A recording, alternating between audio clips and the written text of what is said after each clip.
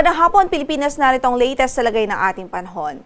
Apektado pa rin ng Intertropical Convergence Zone o ITCZ ang Mindanao maging ang lalawigan ng Palawan at makakaranas pa rin ng mga pag-ulan at pagkidlat pagkulog ang buong Mindanao, Palawan Province maging ang Western Visayas at Negros Island Region. Kaya sa mga kababayan natin doon, patuloy natin silang pinag-iingat dahil posible po ang mga pagbaha dahil sa mga pag-ulan na ito.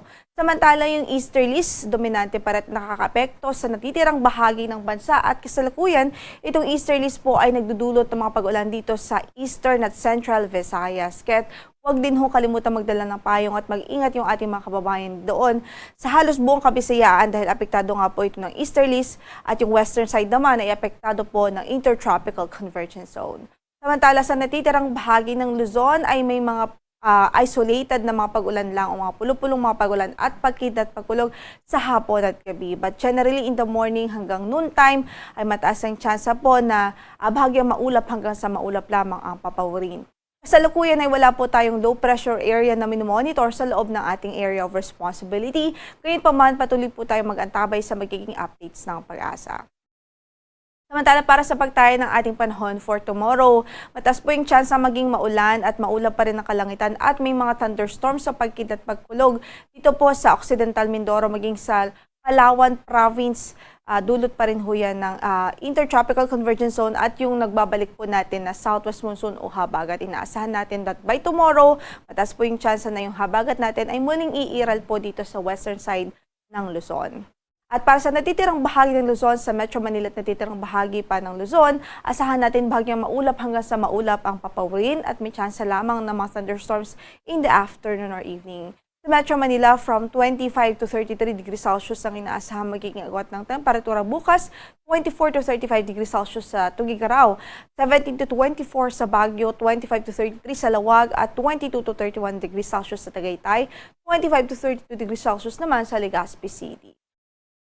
At magpatuloy po tayo ng ating forecast for tomorrow. As I mentioned po dito sa Palawan Province, magiging maulap pa rin at papawirin at madalas ang tsansa ng mga pag-ulan at pagkidlat pagkulog dahil pa rin nga sa epekto ng Southwest Monsoon o magbabalik na Southwest Monsoon o habagat. Samantala, dito pa sa western side ho ng Visayas, sa Western Visayas, sa Negros Island Region, sa Zamboanga Peninsula at sa Bangsamoro Region, maging sa Davao Region at Sorsogon, may tsansa pa rin bukas ng mga pag-ulan at pagkidlat pagkulog dulot ng Intertropical Convergence Zone. Sa natitirang bahagi ng Visayas at natitirang bahagi ng Mindanao, inaasahan natin ang improved weather by tomorrow at easterlies pa rin ho ang iiral doon. So medyo may kainitan pa rin po ang panahon, lalong-lalo na kung wala po itong dalang gaanong pag-ulan.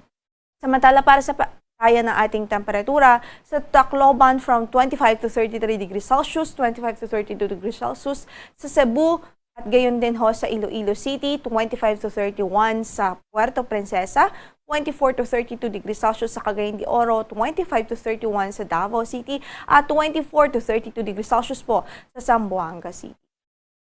Para naman sa ating extended weather outlook dito sa bansa, sa ilang key cities po dito sa bansa at dito nga sa Metro Manila, from Sunday until Monday, may tsansa po ng mga pag-ulan o maulap na papawirin at mga downpour, pag-ulan at pagkidlat pagkulog dahil sa habagat. At 25 to 33 degrees Celsius naman ang inaasahan magiging agwat ng ating temperatura. Samantala sa Baguio City, from 17 to 23 degrees Celsius. At sa Baguio po, from Sunday to Monday, mataas din ang tsansa maging maulan dahil din sa habagat o epekto ng habagat. Samantala sa Legazpi City, generally fair weather ang inaasahang panahon, liman sa mga localized thunderstorms in the afternoon or evening. Lumako naman po tayo sa Kabisayaan. Sa Metro Cebu, from Sunday hanggang Tuesday, improved weather ang nakikita po natin magiging lagay ng panahon, liman sa mga localized thunderstorms in the afternoon or evening. Sa Iloilo naman, by Sunday, may tsansa pa rin ng mga pag-ulan dahil din ho sa habagat. Pero pagdating ng Monday at Tuesday, improved weather po ang pwedeng maranasan. Sa Tacloban, generally ay fair weather naman, liban sa mga localized thunderstorms sa hapon o mga pulo-pulo lang at dagli ang pagbuhos ng ulan. At sa Davao, from Sunday to Tuesday, inaasahan natin ang bahagyang maulap hanggang sa maulap na papawirin. May tsansa lang din ng mga thunderstorms sa hapon at gabi. Gayon din ho ang inaasahan natin sa Cagayan de Oro. At para naman sa ating temperatura, from 24 to 32 degrees Celsius ang magiging agwat sa Cagayan de Oro, habang sa Metro Davao ay 24 to 33 degrees Celsius.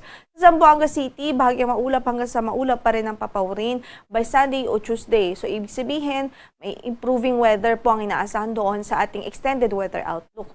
At 24 to 34 degrees Celsius ang magiging agwat ng temperatura.